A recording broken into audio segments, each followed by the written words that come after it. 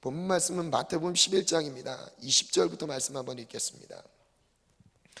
우리 말씀을 한번 찾아볼까요? 마태복음 11장 20절부터 24절 말씀인데요.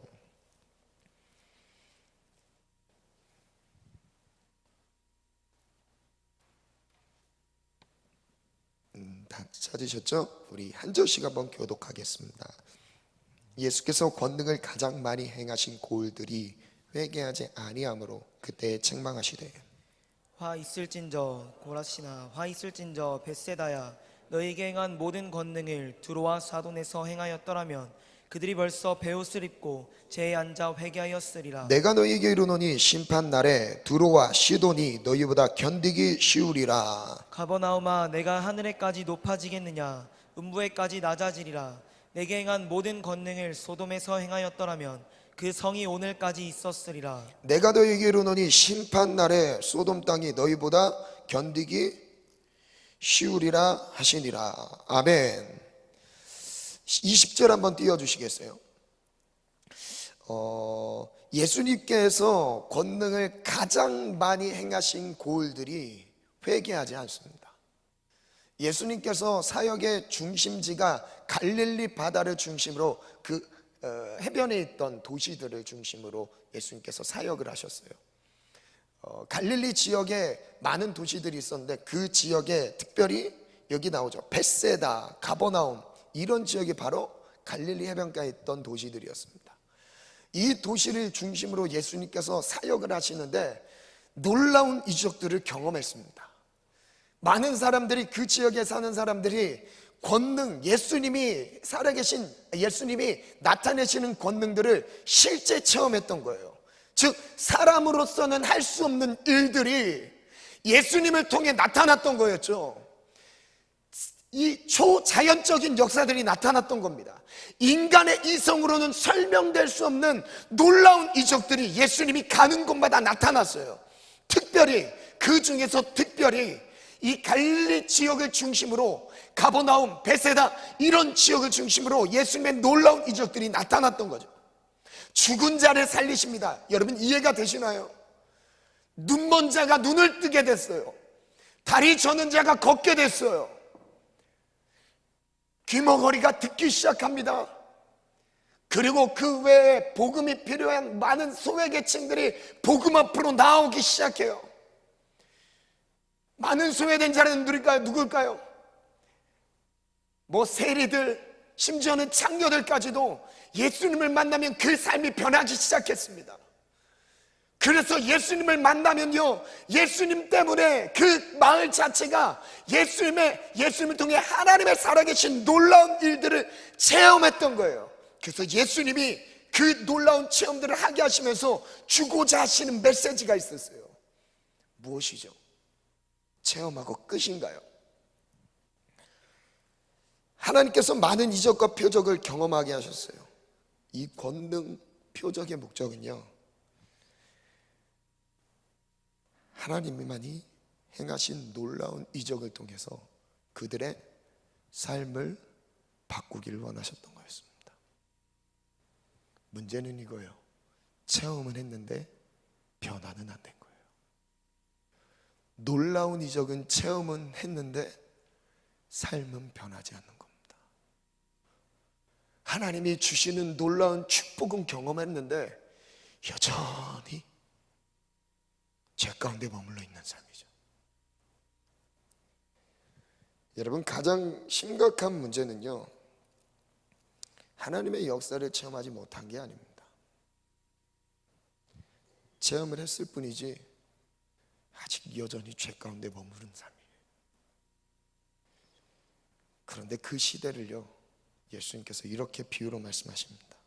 마태복음 11장 15절부터 읽겠습니다. 한번 읽겠습니다. 시작. 뭐가 있는 자는 들으래요? 귀 있는 자는 들으래요. 귀 있는 자는 들을지어다.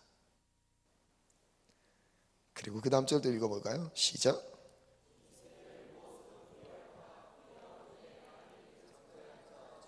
이 시대를 비유로 말씀하십니다. 17절. 이르되 너희가 우리가 너희를 향하여 피리를 불어도 너희가 춤추지 않고 우리가 슬피 울어도 너희가 가슴을 치지 아니하였담과 같도다. 피리를 불어도 춤추지 않는 세대, 가슴을 치고 있어도 통곡하지 않는 세대, 하나님의 말씀이 임해도 그 말씀에 대한 반응이 없는 시대입니다. 모든 감각과 감정까지도, 생각과 판단까지도 부패되어 있어서요, 진리에 대한 반응이 없는 시대라고 말씀하십니다. 슬퍼할 때 슬퍼하지 못하고 있어요. 애통해야 되는 상황인데 애통한 눈물이 없는 시대입니다. 기뻐해야 되는 상황인데 기쁨이 없는 거예요. 여러분, 찬양할 때 기쁘신가요? 하나님 예배할 때 기쁜 마음으로 그 기쁨과 감격과 감동 가운데 예배하고 있습니까? 감정이 타락해서 그래요. 여러분, 내 죄악된 내 실상을 보며 죄에 또다시 미끄러지는 내 모습을 보며 눈물을 흘리고 계십니까? 아니면 그 가운데 즐기고 있진 않으십니까? 피리를 불어도 춤추지 않는 세대, 통곡을 해도 같이 울지 않는 세대가 그 세대가 지금의 세대인 거죠. 진리의 말씀이 선포되고 있어도 그 말씀에 반응할 줄 모르는 세대인 거예요. 그 다음에 이어지는 내용이 바로 회개하지 않는 고을들에 대한 오늘 본문 말씀에 대한 메시지입니다. 많은 이적을 보였는데 회개하지 않는 거예요. 하나님의 살아계심은 경험하긴 했어요. 어렸을 때부터 모태신앙부터 청소년기 때 수련을 통해서 하나님을 체험했습니다. 방언까지예요. 성령의 놀라운 체험까지 했어요. 근데 삶은 안 변해요. 천국 갈까요?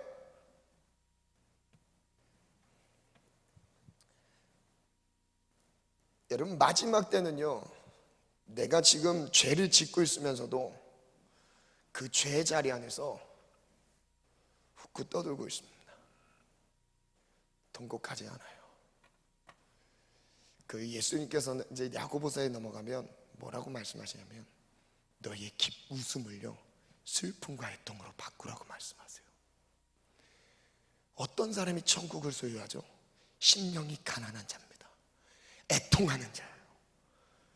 우리 이번에 부흥집회 작년 수련회를 통해서 박순애 전사님을 통해서 계속 메시지가 나가잖아요. 회개해야 된다. 내 내면을 먼저 보게 된다. 내면을 보게 됐을 때 그때부터는 가만히 있을 수는 없는 거죠.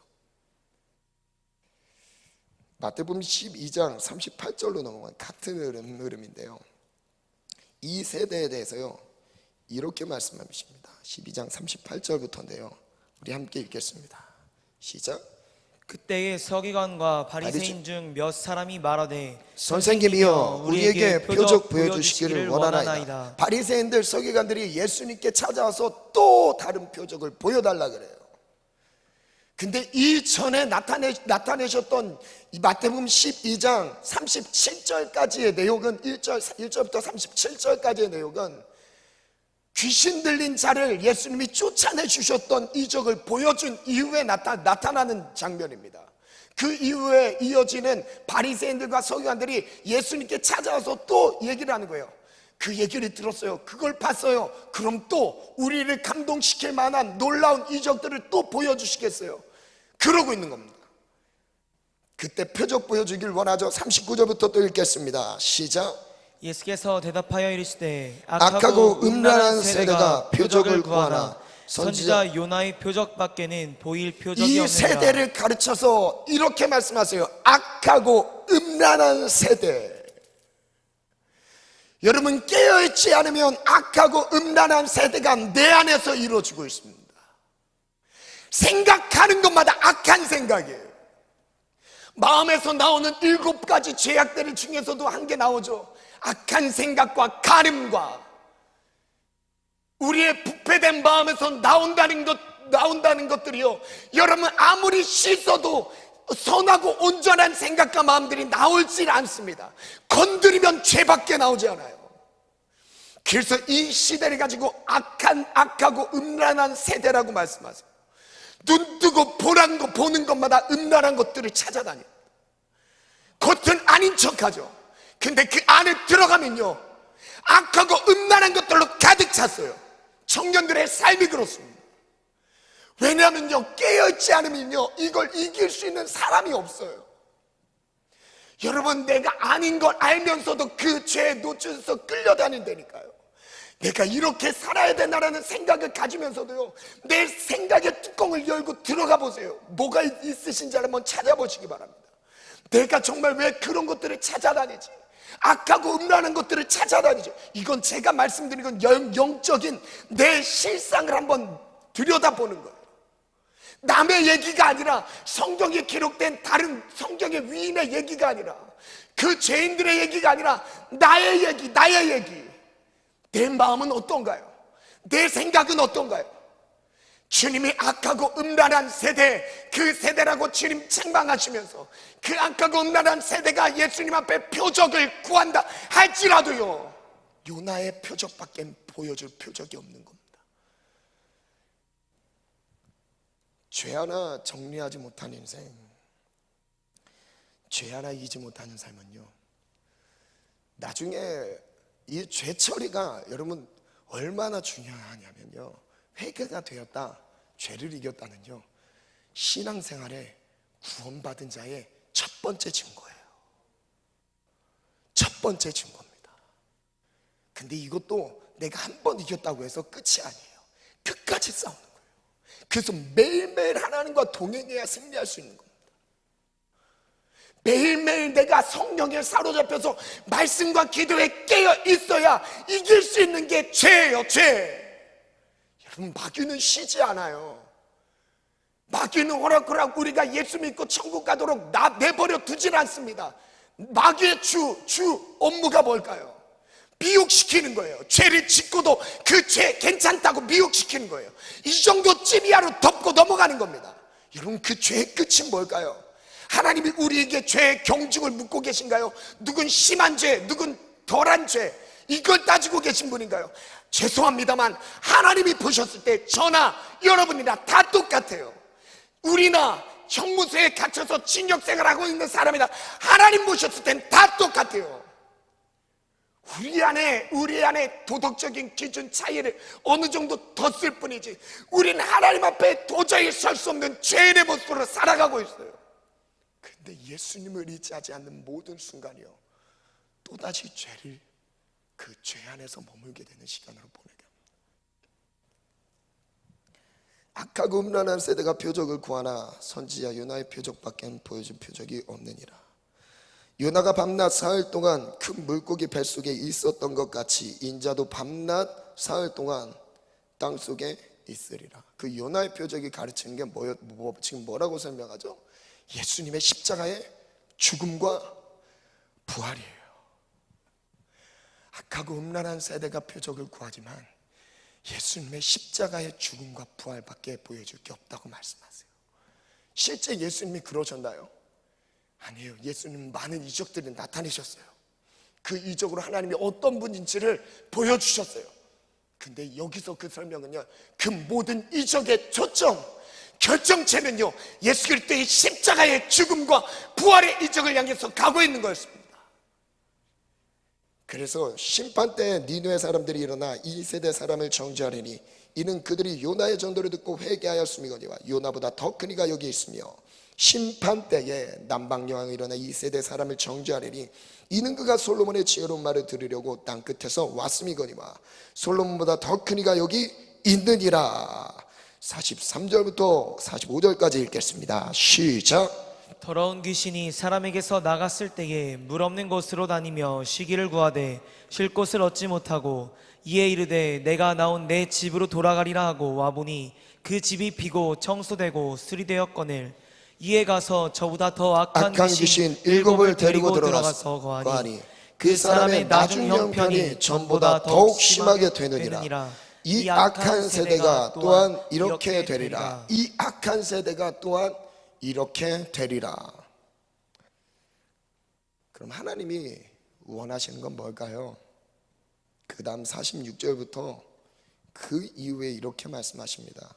예수께서는 무리에게 말씀하실 때에 그의 어머니와 동생들이 예수께 말하려고 밖에 섰습니다. 어떤 사람이 예수님께 말합니다. 보세요, 당신의 어머니와 동생들이 밖에서 당신을 기다리고 있습니다. 그때 예수님이 뭐라고 하시죠? 48절이며 48절부터 읽겠습니다. 시작. 말하던 사람에게 대답하여 이르시되 누가 내 어머니이며 내 동생들이냐 하시고 손을 내밀어 제자들을 가리켜 이르시되 나의 어머니와 나의 동생들을 보라. 누구든지 하늘에 계신 내 아버지의 뜻대로 하는 자가 내 형제요 자매요 어머니니라. 예수님이 강조하신 거예요. 이적에 대한 이야기를 나누시다가 강조하신 것은 아버지의 뜻대로 행하도록 하려고 이적을 보여주셨던 거예요. 아버지의 뜻대로 좀 살도록 만들기 위해 우리의 삶을 어렸을 때부터 축복의 신앙의 가정 안에 살게 하셨던 거죠. 죄 가운데 머무는 게 아니라 하나님의 말씀, 아버지의 뜻을 이루는 삶으로 이끌기 위해 많은 이적들, 사람의 이성으로 이해할 수 없는 능력들을 보여주셨던 거예요. 왜요? 아버지의 뜻대로 좀 살게 하려고요. 중요한 건 초점은 바로 이것입니다. 내 하늘에 계신 내 아버지의 뜻대로 하는 자가 내 형제요 자매요 어머니니라. 마태복음 21장에도 비슷한 내용이 나오죠. 누가 아버지의 뜻대로 행한 자라고 말씀하시죠? 28절부터 제가 읽어드릴게요. 그러나 너희 생각에는 어떠하냐? 어떤 사람에게 두 아들이 있습니다. 아들 두 명이 있는데 첫째 아들 맏아들에게 가서 이르되 예, 오늘 포도원 가서 일하라. 가서 아버지 일 좀 도와줘라. 얘기를 했습니다. 근데 그 첫째가 대답합니다. 아버지 가겠습니다. 하더니 가지 않았습니다. 둘째 아들에게 가서 또 그 아버지가 얘기했습니다. 이르되 실소이다. 안 가겠습니다. 하였다가 그 후에 뉘우치고 갔습니다. 31절부터 읽겠습니다. 시작. 그 둘 중에 누가 아버지의 뜻대로 하였느냐? 이르되 둘째 아들이니이다. 예수께서 그들에게 이르시되 내가 진실로 너희에게 이르노니 세리들과 창녀들이 너희보다 먼저 하나님의 나라에 들어가리라. 여러분, 이거 정말 충격적인 말씀이에요. 여기서 맏아들 첫째 아들은 누구를 향해 말하는 거죠? 선택받은 유대인들에게 말씀하셨던 거예요. 왜냐하면 마태복음 자체가 유대인을 향해 쓴 복음서니까요. 선택받았다고 하는 그들을 향해 쓴 복음서입니다. 뭐를 강조하고 있어요? 그들이 갖고 있었던 신학의 전통적인 교육, 가르침, 이것으로 천국 갈 수 있는 게 아니라는 말씀이에요. 삶 자체가 말씀 가운데 행하는 삶이 되는 거예요. 그런데 맏아들은 가겠습니다, 순종하겠습니다, 주님의 뜻대로 살아갈게요 했는데 실상의 그 삶을 가보니까 아버지를 돕지 않고 있는 거예요. 근데 둘째 아들은 뭐예요? 시작은 형편없었어요. 안 갈 거예요. 반항적이었죠. 근데 뒤에 뉘우친 거예요. 아, 이대로 되면 안 되겠다. 아버지가 나를 부르셨는데 아버지를 도와드려야지. 그러면서 갔습니다. 그 둘째 아들이 누구라고 말씀하세요? 창녀들이래요. 주님을 모르던 자들, 밖에 세상 속에서 오히려 방황하며 세상의 시간 속에서 낭비했던 사람들, 그들이 복음을 만나자마자 뒤늦게 깨우치고 다시 새 삶을 사는 사람들을 향해 말씀하고 계신 거예요. 여러분, 천국을 가고 있으십니까? 천국이 여러분 마음 가운데 이루어지셨습니까? 그렇다면 왜 말씀대로 살진 않는 거죠? 왜 삶에서 말씀을 의지하면서 살아가는 삶이 뭔지 이해하지 못하는 거죠? 여러분, 우린 정상적으로 어렸을 때부터 신앙생활한 지체들이 많죠. 여기 새가족들은 그렇게 많지 않은 것 같아요. 그러나요, 하나님의 나라는 누가 들어가냐면 바로 이렇게 말씀하시죠. 내가 진실로 너희에게로는 이 세리들과 창녀들이 너희보다 먼저 하나님의 나라에 들어가리라. 세리들과 창녀들이 너희보다 먼저 하나님 나라에 들어가리라. 제가 한 번은 고민을 했었습니다. 하나님 메시지에 영적인 적나라함, 진리의 기준 자체를 좀 부드럽게 접근하며 들어가는 게 좀 지혜로운 건가요? 그러면서 스스로 계속 질문을 했어요. 근데 마음 안에 그런 마음이 들었습니다. 말씀에 반응할 사람들은 반응한다. 32절을 보면요, 우리 같이 한번 읽을까요? 시작. 요한이 의의 도로 너희에게 왔거늘 너희는 그를 믿지 아니하였으되 세리와 장년은 믿었으며 너희는 이것을 보고도 끝내 뉘우쳐 믿지 아니하였도다. 변하지 않는 삶을요, 믿음으로도 같이 이어서 설명합니다. 아버지 말은 듣긴 들었지만 실행이 없었던, 변하지 않았던, 그것을 믿음이 없었던 걸로 말씀하세요. 그럼 내가 예수님을 믿는다면 삶은 바뀌게 돼 있어요. 믿음은 순종이에요. 저를 따라 선포하겠습니다. 믿으면 순종합니다. 순종합니다. 믿으면 순종합니다. 순종합니다. 마태복음 7장에는요 말씀에 대한 순종을 이렇게까지 도전하십니다. 15절을 보면 거짓 선지자들을 삼가래요. 거짓 선지자들입니다. 양의 옷을 입고 너희에게 나오나 속에는 뭐래요? 노략질하는 일이라고 말씀합니다. 양들을 섬기기 위해 앞에 서는데 겉모습은 목자인데 속은 노략질하는 일인 거예요. 근데 그것을 어떻게 분별하느냐면 이렇게 말씀합니다. 16절부터 한번 읽어볼까요? 시작. 그들의 열매로 그들을 알지니 가시나무에서 포도를 또는 엉겅퀴에서 무화과를 따겠느냐. 이와 같이 좋은 나무마다 아름다운 열매를 맺고 못된 나무가 나쁜 열매를 맺나니 좋은 나무가 나쁜 열매를 맺을 수 없고 못된 나무가 아름다운 열매를 맺을 수 없느니라. 아름다운 열매를 맺지 아니하는 나무마다 찍혀 불에 던져지느니라. 열매를 말씀하시는데 그 열매를 보면 그 나무가 어떤 나무인지를 알 수 있죠. 열매를 보면 그 나무를 알 수 있어요. 왜냐하면 열매는 결과이기 때문에요. 근데 그 열매를요 이어서 뭐라고 말씀하시냐면 하나님의 말씀에 순종하는 것으로 말씀하십니다. 그래서 21절부터 또 읽어볼까요? 시작. 나더러 주여 주여 하는 자마다 다 천국에 들어갈 것이 아니요 다만 하늘에 계신 내 아버지의 뜻대로 행하는 자라야 들어가리라. 그날에 많은 사람이 쭉 읽어주세요. 시작. 그날에 많은 사람이 나더러 이르되 주여 주여 우리가 주의 이름으로 선지자 노릇하며 주의 이름으로 귀신을 쫓아내며 주의 이름으로 많은 권능을 행하지 아니하였나이까 하리니 그때 내가 그들에게 밝히 말하되 내가 너희를 도무지 알지 못하니 불법을 행하는 자들아 내게서 떠나가라 하리라. 열매를 보면 그 나무가 어떤 나무인지를 알 수 있다고 말씀하시면서 그 사람이 진짜 신앙인지 가짜 신앙인지 하나님을 진짜 믿고 있는 가짜 믿고 있는지 스스로 속고 있는지를 알 수 있대요. 뭐를 통해서요?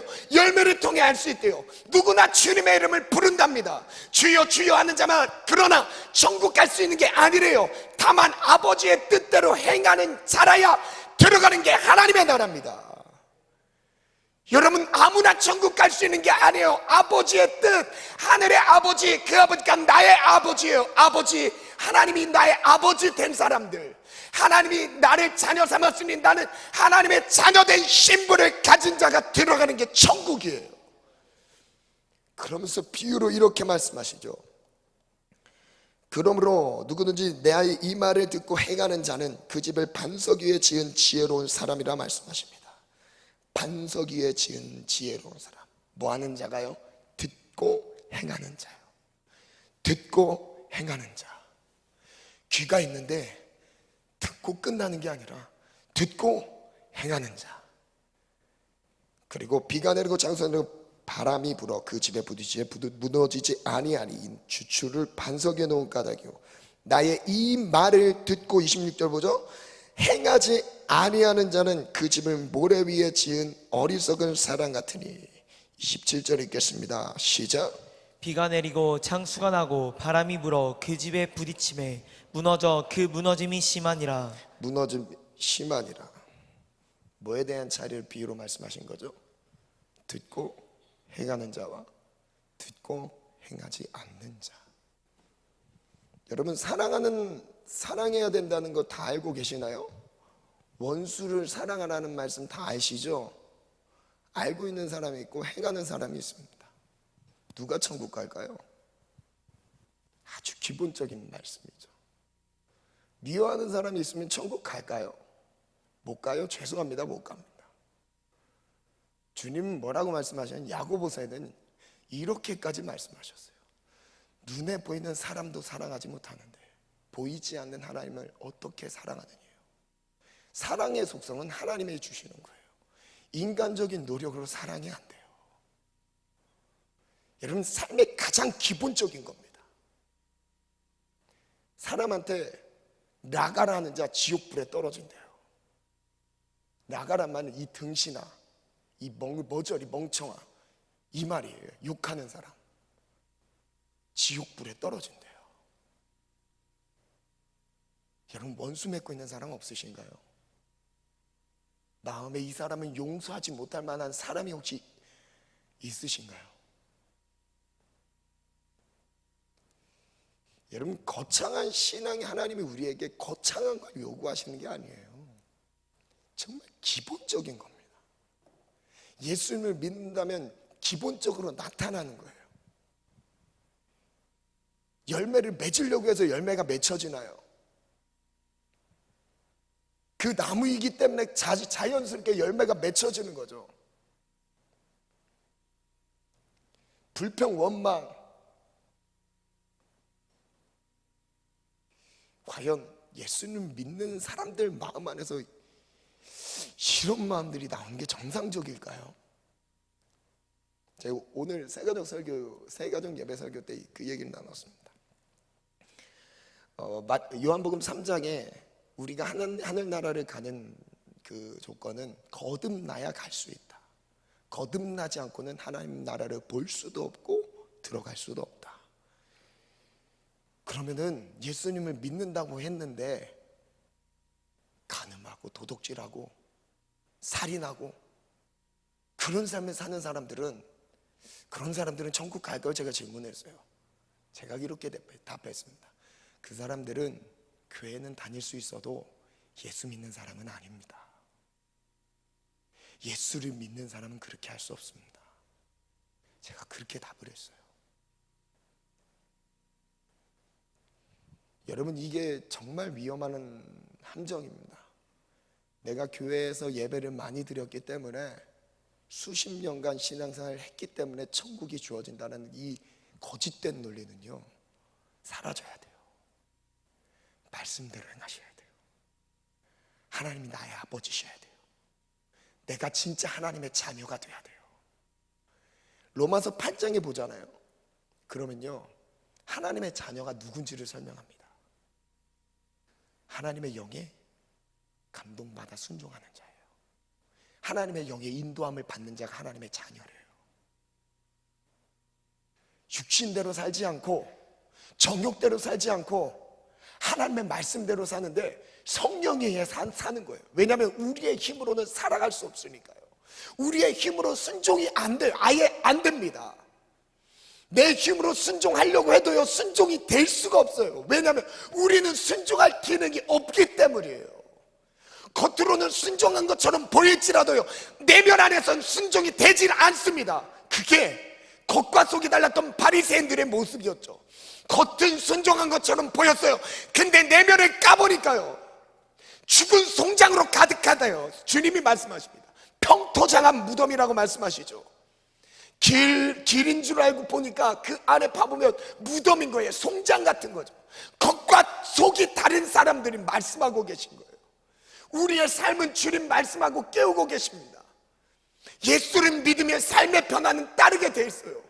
예수님을 믿으면 삶의 변화가 따른 이유는 다른 게 아니에요. 예수님의 죽음은 누구의 죽음이에요? 나의 죽음인 거예요. 나의 죽음. 예수님만의 죽음이 아니라 십자가를 바라볼 때 그 십자가의 죽음은 예수님만의 죽음이 아닙니다. 나의 죽음을 확인하는 형상이에요. 나의 죽음을 확인하는 형상. 그래서 십자가를 바라볼 때 기억하는 거죠. 죽고 또 죽는 나의 모습. 무엇이 죽죠? 땅에 있는 지체를 죽이래요. 곧 음란과 부정과 사욕과 악한 정욕과 탐심은 의상순변이라. 이런 것들로 말미암아 하나님의 진노가 임한대요. 죽지 않으면 하나님의 진노가 임하는 거예요. 그래서 거듭나야 돼요. 죽어야 다시 태어나는 거죠. 예수님의 십자가의 죽음과 함께 내가 죽어진 순간부터 하나님의 부활의 영광으로 다시 태어나는 은혜 체험이 그 다음부터 되는 겁니다. 그래서 죽어야 돼요. 뭐가요? 우리의 옛사람이요. 뭐가요? 우리의 죄된 속성들이요. 끊임없이 십자가를 매일매일 확인하며 사도 바울의 고백처럼 나는 날마다 죽노라. 나는 날마다 죽노라. 구원은 한 번에 완성되는 게 아닙니다. 매일매일 이뤄가는 거예요. 오늘도 내일도 매일매일 주님과 동행함으로 하나님과의 은혜 교제 안으로 들어가는 것입니다. 그래서요, 시간이 많이 지났는데 열왕기상 16장 말씀의 한 예를 들어서 한번 보겠습니다. 열왕기상 16장에 이스라엘의 역사상 가장 최악의 시대를 16장 마지막 부분에 소개를 하고 있는데요. 이 시기는 아합 왕이라는 북이스라엘의 왕이 통치하던 시기였는데, 원래 하나님이 왕을 세우신 이유는 왕을 통해서 하나님의 뜻대로 통치하고 다스리기 위해 왕을 세운 거예요. 근데 그 왕이 무슨 짓을 하고 있죠? 16장 29절을 보면 사마리아에서 22년 동안 이스라엘을 다스렸어요. 22년 동안 뭐 하고 있냐면요, 30절부터 보면 한번 읽겠습니다. 시작. 오므리의 아들 라합이 그의 이전의 모든 사람보다 여호와 보시기에 악을 더욱 행하여 느밧의 아들 여로보암의 죄를 따라 행하는 것을 오히려 가볍게 여기며 시돈 사람의 왕 엣바알의 딸 이세벨을 아내로 삼고 가서 바알을 섬겨 예배하고. 하나님을 섬겨 예배할 사람이 왕이라는 리더인, 그 나라를 이끌어가야 될 왕이 하나님의 신정 통치가 이루어져야 되는데 바알 통치가 이루어지고 있습니다. 지금 하나님을 섬기고 예배해야 될 그 자리에서 바알이 예배하고 있습니다. 바알을 섬겨 예배하고 그것으로 부족했나 봐요. 32절부터 읽겠습니다. 시작. 사마리아에 건축한 바알의 신전 안에 바알을 위하여 제단을 쌓으며 또 아세라상을 만들었으니 그는 그 이전에 이스라엘의 모든 왕보다 심히 이스라엘 하나님 여호와를 노하시게 하였더라. 이 시대, 아합 왕 시대, 아예 전 나라적으로 전국적으로 바알 숭배, 우상 숭배가 문화가 돼버린 시대였어요. 가장 악했던 시대였어요. 하나님을 가장 멀리 떠났던 시대였습니다. 그 시대에 하나님의 사람이 등장합니다. 왕을 필두로 나라적 단위의 범죄가 하나님 앞에 진노를 사고 있습니다. 이제 이 당시의 나라는요, 나라의 법마저도 하나님의 뜻을 거스르는 시대가 되어버렸습니다. 하나님의 뜻대로 순종하려면 이제 왕의 법, 나라의 법을 따르지 않아야 되는, 어겨야만 하는 세대가 되어버렸습니다. 바알을 섬길 수밖에 없었던 시대가 되어버렸습니다. 하나님을 예배하는 장소에 바알 신상이 세워지고 있습니다. 그 사람들은 하늘에서 비가 내리려면 비를 주관하는 신, 풍요의 신, 그것을 상징하는 신인 바알을 섬겼을 때 이 땅에 비가 내린다는 허무맹랑한 잘못된 신앙을 가지고 바알을 섬기고 있습니다.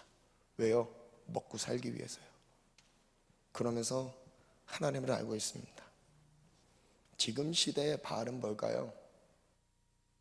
죄송합니다만 돈입니다. 그 당시 비는요, 그들의 생명과 직결되어 있습니다. 왜냐하면 농경 문화였기 때문에요. 비가 내리지 않으면, 바알을 섬기지 않으면 비가 내리지 않는다는 생각을 가지고 있었어요. 그래서 바알을 섬겨야 축복받는 거죠. 지금은 축복의 기준이 뭐가 되어버렸죠? 돈이 되어버렸습니다. 죄송합니다. 돈이 되어버렸습니다. 돈 벌기 위해서는 뭐든지 다 해요. 근데 주님이 나를 따르라 하면 고민합니다. 돈 10만 원, 20만 원 더 벌기 위해서 뭐 할 수 있다고 하면요, 거의 대부분 다 뭐 해요. 근데 그 손해가 돈을 몇 푼 벌지 못하는 손해가 있다 할지라도 주님이 부르신 자리를 순종한다고요. 순종하지 못하고 있습니다. 왜 수요 예배 못 나오죠? 왜 금요철에 못 나오죠? 왜 새벽 예배 못 나오죠? 돈이 주인인 거예요. 직장 생활은 꼬박꼬박 출근 도장 찍고 돈 벌기 위해 사는데요, 하나님의 인도함 받는 삶은 없습니다. 돈이 그 삶의 주인인 거죠. 돈만 통장에서 없어져 봐요, 부들부들 떱니다. 돈이 하나님이에요. 여러분, 이건 남 얘기가 아닙니다. 돈이 많든 적든 모두가 포함되어 있습니다. 이 만몬신, 2, 3부 예배 때도 우리 원로 목사님 계속 강조하셨죠. 만몬신. 여러분, 정말 하나님을 섬기고 계십니까? 돈을 섬기고 계십니까? 돈이 주머니에 두툼하게 있을 때는 삶의 안정감을 느끼시죠. 근데 그 상황 속에 하나님의 인도하심이 없다 할지라도 삶의 불안함을 느끼지 않습니다. 정말 하나님이 내 삶의 하나님이신가요? 반대로 돈이 없어요. 그럼 불안해요. 여러분, 하나님 한 분만으로 만족해야 되는 게 원래 우리의 삶 아닌가요? 돈 좀 더 벌기 위해 예배 시간을 버립니다. 좀 더 수고롭게 돈 모으는 것이 현실적인 목표가요, 하나님과의 관계를 저버립니다. 여러분, 그것이 하나님을 믿는 온전한 믿음일까요? 저는 의문이 듭니다. 저는 수요 예배 인원이 이 정도 나와야 된다고 생각을 해요. 우리의 신앙의 기준은요, 돈이 아니에요. 여러분, 진정한 축복은요, 돈 많이 벌어서 부자 되는 게 아닙니다. 진정한 축복은요, 십자가의 길을 가는 거예요.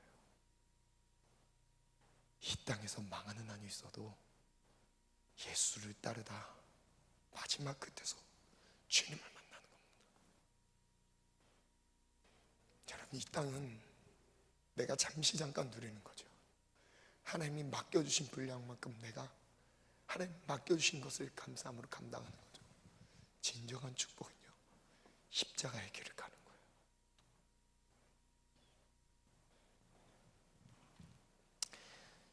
열왕기상 17장 1절부터 7절 보면요, 하나님의 사람 엘리야가 등장합니다. 아합에게 말합니다. 내가 섬기는 이스라엘 하나님 여호와께서 살아계시면 두고 맹세하노니 내 말이 없으면 수년 동안 비도 이슬도 있지 아니하리라 하니라. 모두가 전국적으로 모두가 바알을 섬기며 바알에게 비를 구하고 있을 때 비의 근원, 비를 주관하는 분이 하나님이라는 걸 당당하게 말하는 한 명 선지자가 있었습니다. 누구죠? 엘리야였습니다. 그리고 그 뒤에 정말 땅에 3년 6개월 동안 기근이 임합니다. 기근이 임했어요. 그래서 하나님께서 엘리야를 물이 있는 그리 시내가에 숨겨두시고 까마귀와 떡을 먹이시며 엘리야를 지키십니다. 아합이 이 엘리야를 찾기 위해서요, 모든 병사를 전국에 풀어놨어요. 근데 찾지 못해요. 왜? 하나님이 숨기셨기 때문에요. 그리고 그 뒤에 그리 시내가에 시내가 마르자 8절에 보면, 17장 8절에 보면 여호와의 말씀이 엘리야에게 임하여 이르시되, 9절 한번 읽겠습니다. 시작. 너는 일어나 시돈에 속한 사르밧으로 가서 거기 머물라. 내가 그곳 과부에게 명령하여 내게 음식을 주게 하였느니라. 그가 일어나 사르밧으로 가서 성문에 이를 됐습니다. 때에. 반주 준비해 주시고요. 엘리야를 9절에 보면 일어나 어디로 가라고 하시죠? 시돈 땅으로 가라고 하십니다. 여기 시돈 땅은 북이스라엘의 북쪽, 더 위쪽에 있는 이방 땅입니다. 그 선택받은 이스라엘 백성들이 사는 땅이 아니라 이방 민족이 거하는 도시였습니다. 시돈 땅에 있는 사르밧이라는 지역에 가면 과부 한 명을 만날 거래요. 그 과부가 먹을 걸 주도록 하나님이 명령하셨다고 말씀하십니다. 그 말씀에 대해서 누가복음 4장에 보면 이렇게 그 상황을 이렇게 해석을 합니다. 누가복음 4장에 볼게요. 25절부터 보면 내가 참으로, 누가복음 4장 25절부터인데요. 누가복음 4장 25절부터인데요. 한번 읽겠습니다. 시작.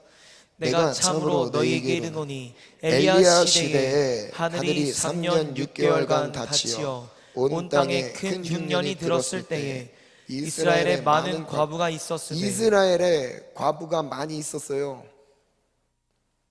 없었던 게 아닙니다. 불쌍한 사람들이 많이 있었습니다.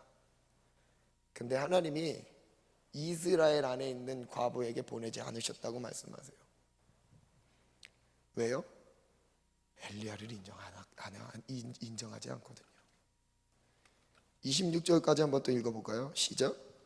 엘리야가 그중 한 사람에게도 보내심을 받지 않고 오직 시돈 땅에 있는 사렙다의 한 과부에게 뿐이었으며. 여기 사렙다 과부, 사르밧 과부를 사렙다라고도 같은 말입니다. 사르밧 과부에게 보내셨습니다. 엘리야가 그중 한 사람에게도 보내심을 받지 않고 오직 시돈 땅에 있는 사렙다의 한 과부에게 뿐이었으며. 무엇을 말씀하고 계신 거죠? 하나님의 말씀에 반응할 준비가 되어 있지 않은 거예요. 이스라엘 백성들 안에 한 명도, 과부들 중에서도 하나님의 말씀에 반응할 만한 준비가 되어 있는 사람이 없었습니다. 하나님이 왜 까마귀를 보내셨을까요? 그리시네가에 까마귀를 보내신 이유가 뭘까요? 까마귀로 엘리야를 먹이십니다. 까마귀로 엘리야를 먹이세요. 그리고 엘리야를 보호하십니다. 아무도 들어가지 않는 인적이 드문 걸짜기로 보내십니다. 왜 까마귀일까요? 보낼 만한 사람이 없는 거예요. 죄송합니다만 그 시대에 깨어서 하나님 편에 있는 사람이 없었습니다. 까마귀보다 못한 인생이었던 거죠. 말씀을 끝까지 제대로 전하지 못했지만 오늘 말씀의 결론은 그거였습니다. 귀 있는 자는 성령이 교회들에게 하시는 말씀을 들을지어다. 그러면 하나님이 지금 내게 무엇을 말씀하시든 순종할 마음의 준비가 되셨습니까? 그럼 괜찮습니다. 그럼 괜찮습니다. 그러나 순종하지 못한다면,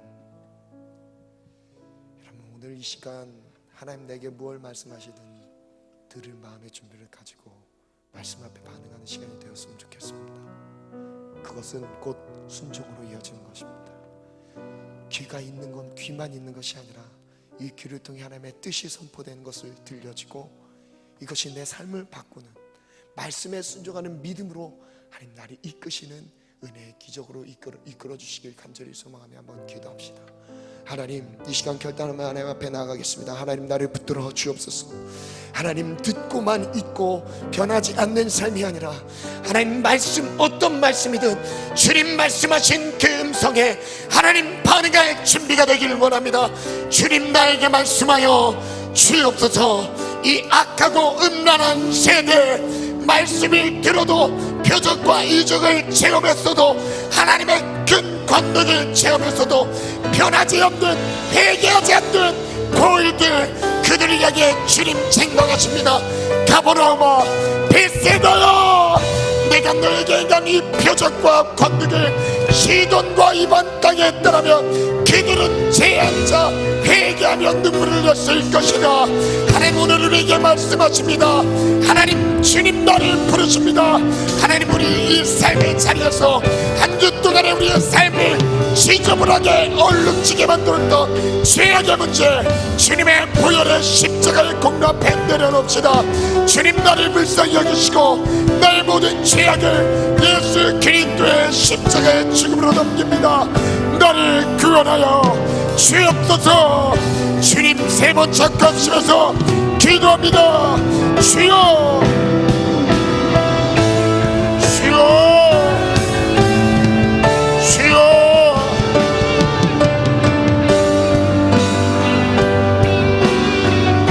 예수께서 권능을 가장 많이 행하신 고을들이 회개하지 아니함을 보고 그들을 책망하십니다. 이미 우리는 어렸을 때부터 하나님의 은혜를 자랐건만 내 삶은, 내 내면이 아직도 죄악으로만 우리의 연약함을 용서하고 불쌍히 여겨 주옵소서.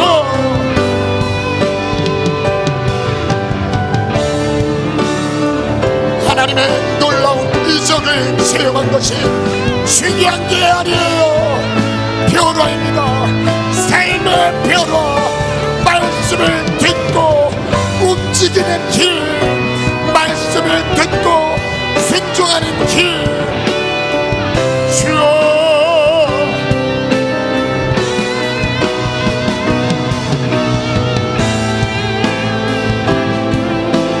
나더러 주여 주여 하는 자가 천국에 들어갈 것이 아니요 다만 하나님 아버지의 뜻대로 행하는 자라야 들어가리라. 변해야 합니다. 악하고 음란한 세대, 악하고 음란한 세대. 주여,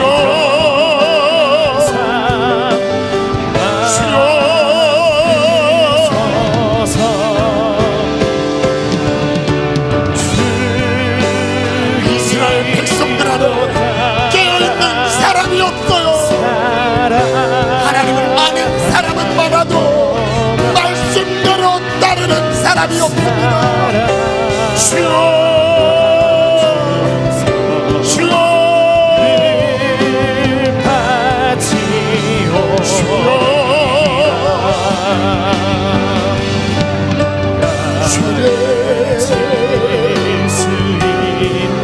알고만 있고 행하지 않는, 들어도 듣는 것이 아닙니다.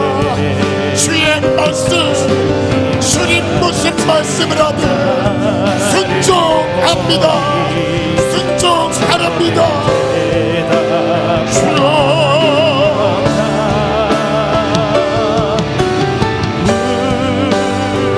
주의 생명,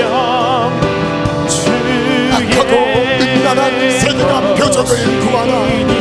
선지자 요나의 표적 밖에는 너희에게 보여줄 표적이 없느니라. 주여, 깨어라. 주인도 따라 살아갈 동안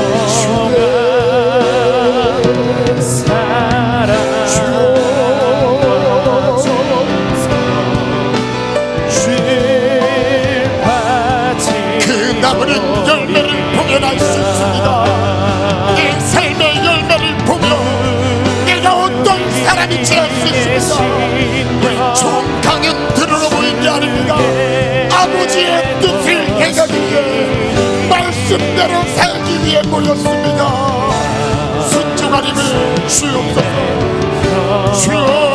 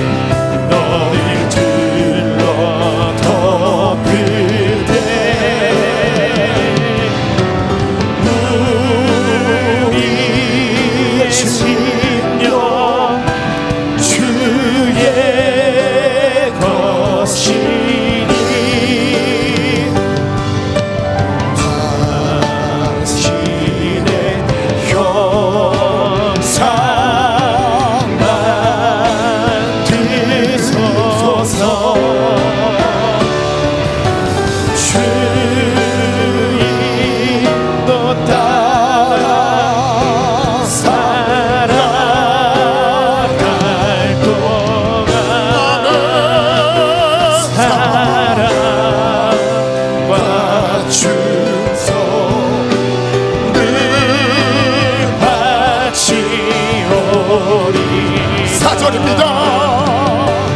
이런 네가 할 수 있나. 주가 물어보시되 용감한 자 바울처럼 성을 대항하리라. 우리의 신령 주의 것이니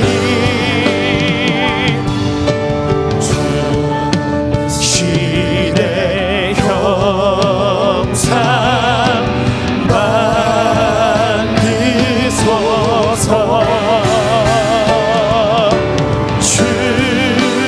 주님도 따라 살아갈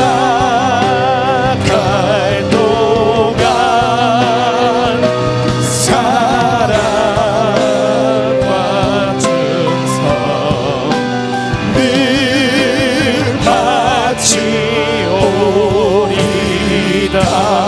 바치오리다. 이 시간 결단하는 시간을 갖겠습니다. 한 번의 진실한 마음의 기도로 한 주 동안에 하나님과의 막혀져 있는 죄악의 문들을 주님은 여실 수 있습니다. 다만 간절한 기도입니다. 간절한 기도가 내 영혼을 살립니다. 어둠의 생각들을 이기게 합니다. 하나님 뜻하지 않았던, 하나님 원하지 않는 죄악의 자리를 정리하도록 주님이 만드십니다. 하나님이 반드시 기원히 승리를 주실 것입니다. 간절한 기도입니다. 오늘 마지막 이 기도를 그 마음으로 올려드렸으면 좋겠습니다. 우리 교회 출석 체크와 하나님 나라의 출석 체크는 다릅니다. 교회 행정상 많은 청년들 300명 이상의 청년이 예배 드렸다 출석 체크는 할 수 있어도 하나님 나라의 출석 체크에 하나님 나라의 백성으로 하나님의 자녀로 바뀌는 것을 주님은 출석 체크로 여기십니다. 10명이 될 수도 있고요 50명밖에 안 될 수도 있습니다. 여러분 저는 그것 때문에 설교를 합니다. 여러분 답답한 마음입니다. 왜 전에도 삶이 크게 바뀌질 않는 걸까? 리더들을 보면서도 변한 것 같은데 안 변했어요. 여전히 세상적인 기준과 가치관 안에 살아가는 걸 봅니다. 너무 답답해요. 여러분 우리가 이게 아니에요. 정말 이게 아니에요. 복음이에요. 복음 앞에 그리스도의 십자가 앞에 엎드리셔야 돼요. 그러면 내 삶이 변할 수밖에 없습니다. 나를 움직이지 못하는 그 복음은요 아무런 능력이 없습니다. 하나님 복음 앞에 씁시다. 이 시간 결단이 있으신 분들, 제가 기도 제목 2가지를 드릴 때 결단이 있으신 분들은 자리에서 일어나서 기도하겠습니다. 첫 번째 기도 제목입니다.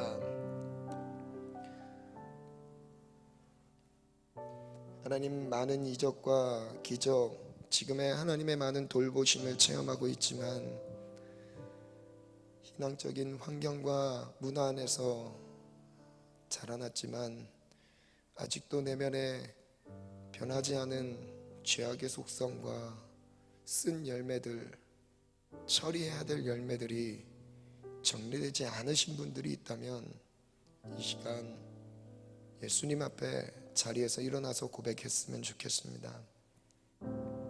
그 열매를 보면 나무를 알 수 있습니다. 죄가 정리되지 않고 처리되지 않는다면 하나님 내게 무엇을 보이실 수 있겠습니까? 제일 먼저 하나님이 우리를 부르신 목적은 영혼을 구원하고자 하심입니다. 하나님 내 마음에 쓴 열매들을 정리하고 싶습니다. 말씀 앞에 아버지의 뜻대로 행하는 자로 살고 싶습니다. 고백이 있으신 분들 자리에서 일어나서 기도함으로 나가겠습니다. 두 번째 기도 제목입니다. 엘리야 시대, 아합 왕 시대 세대 전체가 죄악으로 하나님을 떠났습니다. 하나님의 진리의 편에 서서 담대하게 살아가는 자들이 없었습니다. 오히려 하나님의 뜻을 선택하는 것은 미련하고 어리석은 일로 보였습니다. 많은 위험 부담을 안고 하나님의 뜻을 선택해야 됐습니다. 지금의 바알은 돈입니다. 돈 때문에 하나님을 배신하고요, 돈 때문에 양심을 팔고 돈 때문에 죄 가운데 머물러 있습니다. 우선순위가 돈이 되어버렸습니다. 하나님, 내 마음에 하나님의 말씀에 반응할 준비가 되기 원합니다. 하나님 무엇을 말씀하시든 그 말씀에 순종할 수 있는 엘리야 같은 자가 되게 도와주시고, 사르밧 과부처럼 맞던 말씀이든 하나님 반응할 준비가 되어 있는 말씀을 받을, 그리고 순종할 준비가 되어 있는 삶으로 하나님 앞에 한 주 동안 깨어 있겠습니다. 고백이 있으신 분들 자리에서 일어나겠습니다. 각자 이 시간 기도 제목을 하나님께 올려드리면서 두 손 높이 들고 기도할 때 두 손 들고 기도하면 좋습니다. 그리고 부르짖어 기도하면 더 좋습니다. 부르짖어 기도할 때 내 목소리의 크기만큼 내 영혼이 따라오게 되어 있습니다. 왜 부르짖어 기도할까요? 하나님 우리의 생각 다 아세요. 근데 부르짖는 이유가 있습니다. 내 영을 깨우는 소리예요. 하나님, 잠자는 정욕과 죄악에 잠들어 있는 내 영을 깨워 주옵소서. 주님 뜻대로 이끌어 주옵소서. 주님 항복하는 마음으로 두 손 높이 듭니다. 주님, 내 영혼을 취하여 주옵소서. 약한 세대 속에 말씀을 순종하는 믿음의 사람으로 이끌어 주옵소서. 주여, 삼창 동성으로 기도합니다. 주여, 주여, 주여.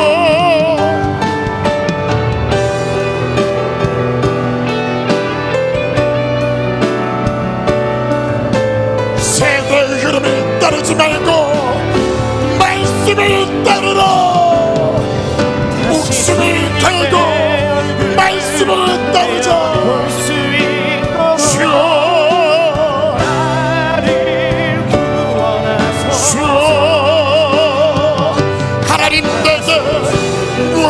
말씀하시되 순종할 마음의 준비를 가지고 엎드리겠습니다. 주여, 주여, 주여. 지난 한 주 동안에 신세계 역사의 영을 오늘 이 10분의 기도로 깨워주세요. 일어나라. 내 영아 깨어라, 깨어라. 다시 주님의 얼굴 내 영 볼 수 있도록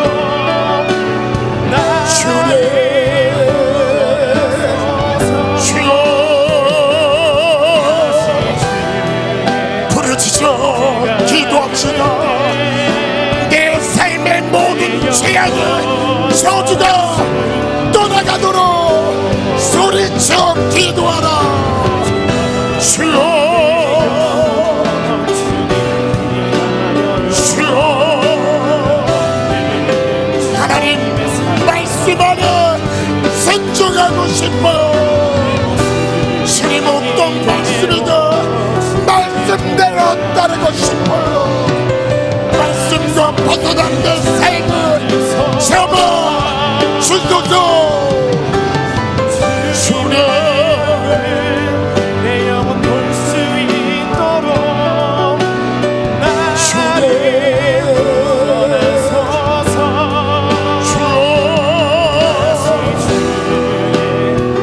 주님, 승리를 선포하라. 세상 앞에서, 죄악 앞에서, 악하고 음란한 세계 앞에서 구별되어라. 정결하게 깨어라. 주님, 우리의 부르짖는 기도 들으소서. 주님, 주여, 주여.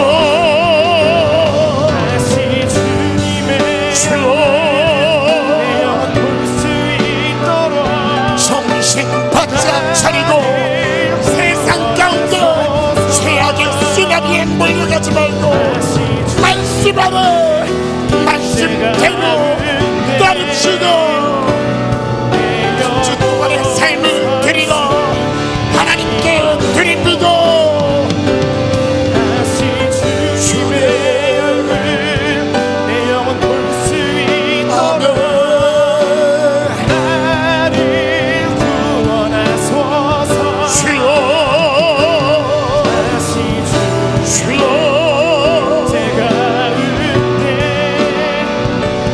내 영혼 세상의 이름을 거부하고 말씀대로 주님의 진리 안에 깨어나시오다. 깨어나시오다. 정결한 때 악하고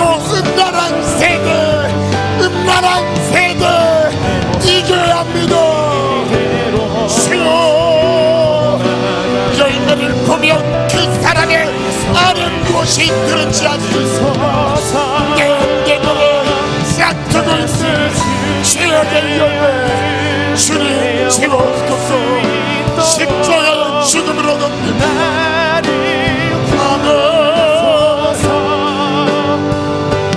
다시 주의 제가 은혜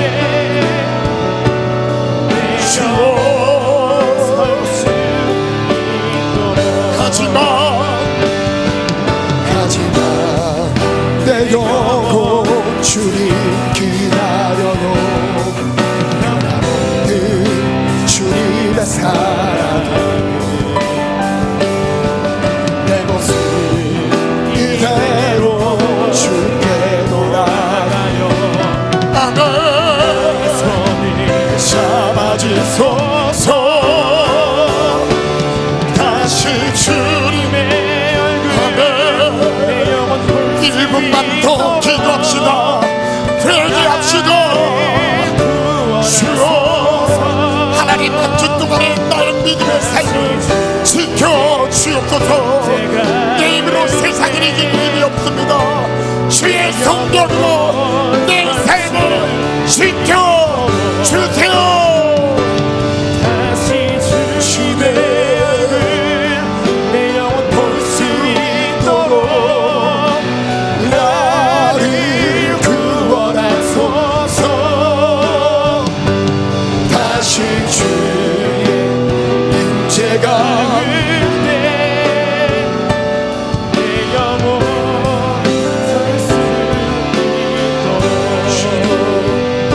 시간 우리 찬양으로 고백합니다. 말씀 앞에서 하나님의 말씀의 절대 권세를 인정해 드리며 하나님 한 주의 삶을 승리로 올려드립니다. 아직 살진 않았지만 오늘부터 시작되는 한 주의 삶, 하나님 그 첫 시간 하나님께 올려드리오니 주님, 우리가 말씀 앞에 목숨 건 믿음의 열정 가지고 믿음의 하나님 타협하지 않은 불굴의 믿음의 정신을 가지고 하나님 믿음으로 승리한 한 주가 되게 도와주옵소서. 아멘. 아멘.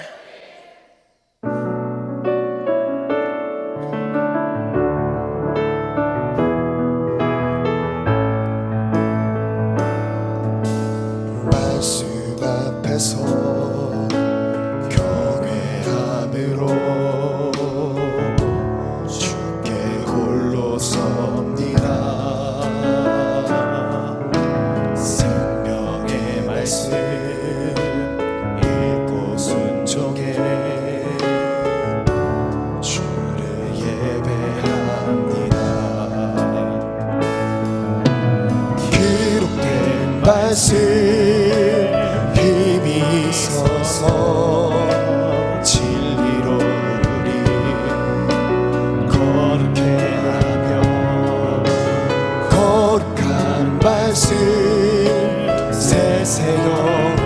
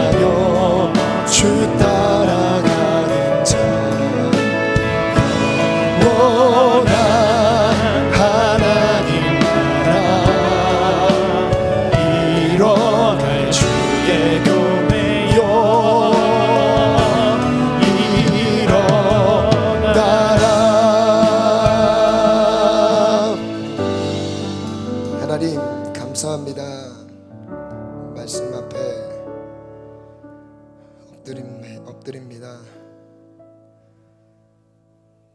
주님, 많은 이적을 체험했어도 변하지 않았던 많은 고을들을 향해 주님 탄식하셨습니다. 혹여나 그것이 우리가 될까 두렵습니다.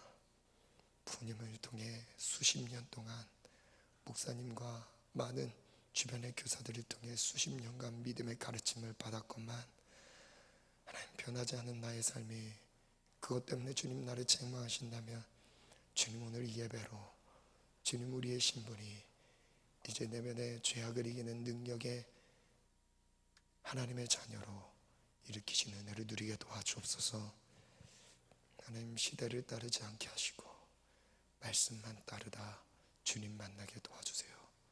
말씀 가운데서 행하다 주님 만나게 도와주세요. 우리 청년들의 일어나 기도하며 두 손을 들고 부르짖어 기도한 우리 청년들의 기도를 응답하시고 이들에게 새 힘을 주셔서 오늘부터 시작된 한 주의 삶이 말씀 안에 평안하게 하시되, 내 삶을 내가 지키려고 내 힘으로 순종하려고 하는 것이 아니라 말씀과 기도에 순종하여서 하나님이 나의 삶을 보호하시고 지키시는 것을 누리게 도와주옵소서. 주님, 감사합니다. 주님, 언제든 말씀해 주세요. 순종하겠습니다. 예수님 이름으로 기도합니다. 아멘. 주님께 영광의 박수 올려드리겠습니다. 하나님 감사합니다.